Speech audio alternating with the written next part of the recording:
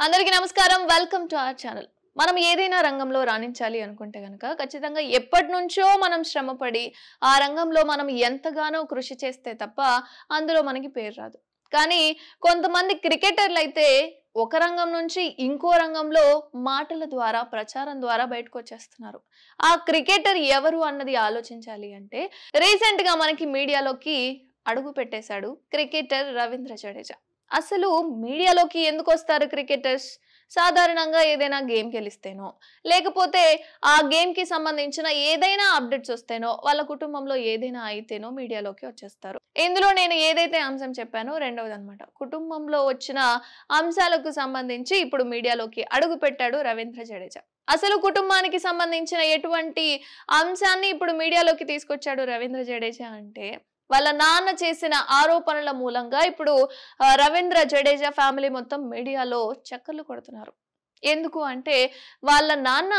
రవీంద్ర జడేజాని చూడటానికి ఆయన అందరిలాగానే క్యూ కట్టాలట ఇప్పటి వరకు కూడా వాళ్ళ మనవరాలని ఆయన చూసిందే లేదట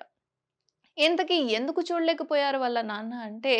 కేవలం రవీంద్ర జడేజా వాళ్ళ భార్య ఎవరైతే ఉన్నారో రివాబ్ మూలంగానే ఈయన తండ్రి కొడుకుల మధ్య ఈ గ్యాప్ అనేది వచ్చింది అందుకే నేను ఇప్పుడు ఇటువంటి ఆరోపణలు చేస్తున్నా అని చెప్పి వాళ్ళ నాన్న చెప్పారు నా కొడుకుని నేను ఎంతో కష్టపడి రాత్రింబగళ్ళు నేను కష్టపడి నా కొడుకుని నేను క్రికెటర్ గా చేసి ప్రపంచానికి సైతం నేను గుర్తుంచేలా నేను చేశాను కానీ నేను నా కొడుకుని చూడాలన్నా సరే అందరిలాగానే నేను క్యూలో నిల్చోవాలి దీనంతటికీ కారణం రివాబ్ ఆమెనే నా కొడుకుని నన్ను దూరం చేసింది మొత్తం ఆయన ఆస్తి పాస్తులన్నింటినీ ఈమెనే చూసుకుంటోంది ఈమెనే ఆ ఆస్తి పాస్తులన్నింటినీ కరిగిస్తోంది అంటే ఆమె యూజ్ చేసుకుంటుంది అన్నట్లుగా ఆయన ఆరోపణలు చేయడం జరిగింది మొత్తానికి ఆమెనే ఒక యజమానిగా ఆమె ప్రవర్తిస్తున్నట్లుగా ఆయనైతే ఆరోపణలు చేశారు అండ్ దీనికి సంబంధించి ఈ ఆరోపణలు ఏంటి అసలు నిజంగానే ఈ ఆరోపణలు నిజమా కాదా లేదా రవీంద్ర జడేజా మీద ఏదైనా నెగటివ్ ని క్రియేట్ చేయడానికి వాళ్ళ తండ్రి ఈ విధంగా చేశారా అని అంటే తండ్రి కొడుకుల మధ్య సాధారణంగా ప్రేమాభిమానాలు కానీ ఇటువంటి నెగటివ్ షేడ్స్ ఎప్పుడు మనం చూడలేదు ఏమో చెప్పలేం ఎవరి మధ్య ఎవరి గుండెల్లో ఎటువంటి ఆలోచన ఉంది నిజంగానే నెగటివ్ క్రియేట్ చేస్తే ఆయనకేమొస్తుంది అన్నది మాత్రం మనకి తెలియదు బట్ ఈ ఆరోపణలు అనేవి నిజమా కాదా అని మన అందరికీ నాకు మాత్రమే కాదు మీడియా మొత్తానికి కూడాను అదే విధంగా ఆయన అభిమానులు ఎవరైతే ఉన్నారో అనిరుద్ సిన్హా అభిమానులైనా రివాబ్ అభిమానులైనా అండ్ రవీంద్ర జడేజా యొక్క అభిమానులైనా సరే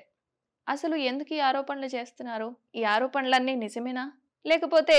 ఏదైనా కుట్రపూరితమైన అంశం ఏదైనా ఇందులో తాగుందా అని చెప్పి చాలా మంది ఆలోచనలో పడిపోయారు అంటే మీకు ఇప్పుడు ఒక డౌట్ రావచ్చు రివాబ్ యొక్క అభిమానులు అంటే రివాబ్ కూడా అభిమానులు ఉన్నారా ఆమె కూడా సినీ రంగానికి కానీ లేకపోతే క్రికెటర్ కి సంబంధించి కానీ ఎక్కడైనా ఆమె ఫేమస్ అయ్యిందా అని అంటే అవును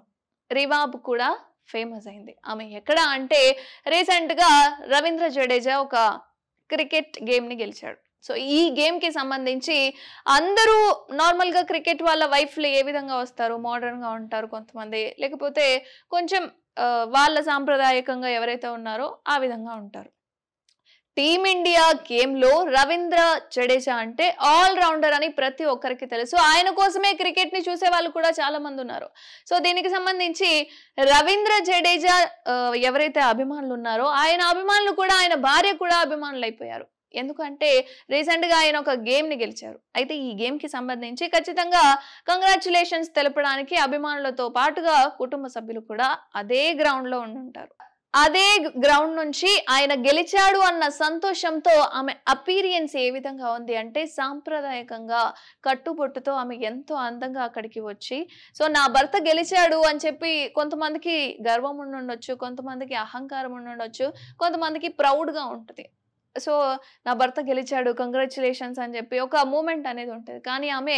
కట్టుబొట్టుతో మంచిగా చీర కట్టుకొని బొట్టు పెట్టుకొని అక్కడికి వచ్చి రవీంద్ర జడేజా కాళ్ళ మీద పడి కంగ్రాచులేషన్స్ చెప్పడము నువ్వు ఇంకా ఎన్నో విజయాలు సాధించాలి అని అనడము సో ఈ విధంగా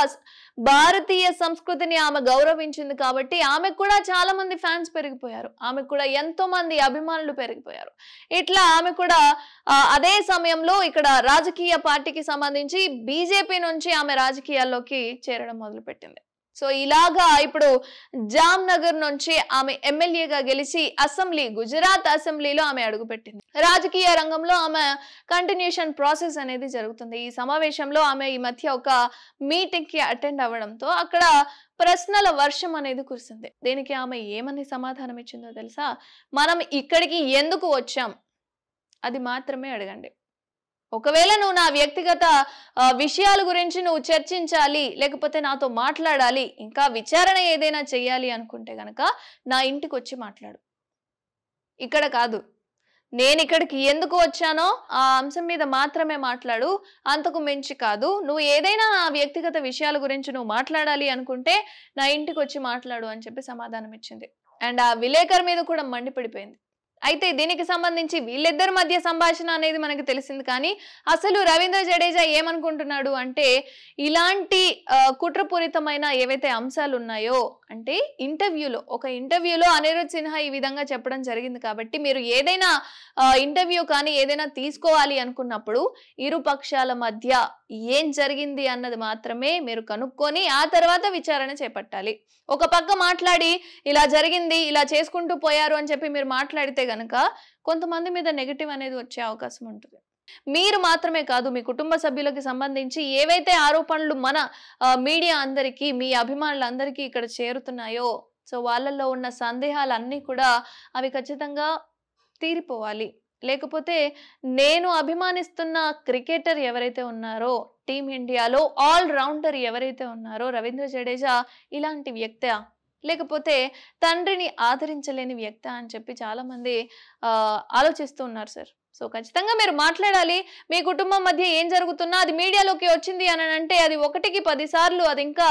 పెరుగుతూ పెరుగుతూ పెరుగుతూ అది ఎక్కడికో దారితీస్తుంది. అయినా కాకపోయినా సరే అది నిజం అని చెప్పి మీరు క్లారిటీ ఇచ్చారు, లేకపోతే ఇది అబద్ధం అని చెప్పి మీరు క్లారిటీ ఇచ్చారు. ఏదైనా సరే అది నిజమైనా అబద్ధమైనా, లేకపోతే ఏదైనా మీకు వ్యక్తిగత సంబంధిత గొడవలు ఏమున్నా సరే అవి ఖచ్చితంగా క్లియర్ అయిపోతాయి. అభిమానులు కూడా మిమ్మల్ని ఏ దృష్టిలో చూడాలి అన్నది మాత్రం వాళ్ళైతే నిర్ణయించుకుంటారు. సో అభిమానులు వాళ్ళల్లో ఉన్న సందేహాలు మిమ్మల్ని డైరెక్ట్ గా అడగలేకపోవచ్చు. ఇటువంటి మీడియా ద్వారా వచ్చినప్పుడు ఇద్దరి మధ్య మీరు ఏదైతే మాట్లాడాలి అని చెప్పారో ఖచ్చితంగా అది జరగాలి. ఎందుకంటే మా అందరిలో ఉన్న డౌట్స్ ఏవైతే ఉన్నాయో అవన్నీ కూడా నివృత్తి కావాలి.